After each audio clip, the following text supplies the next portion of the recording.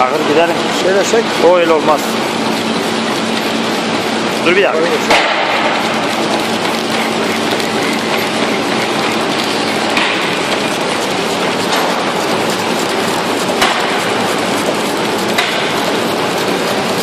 Ellerini çekelim.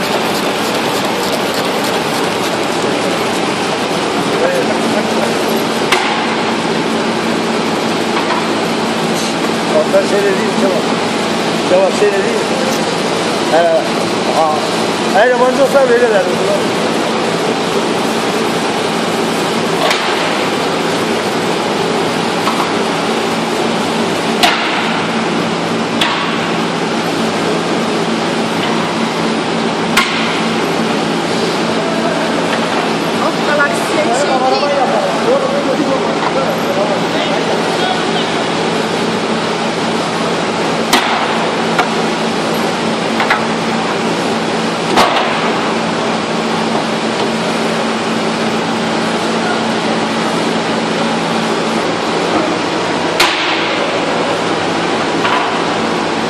Vur sen kalıbını vur geri.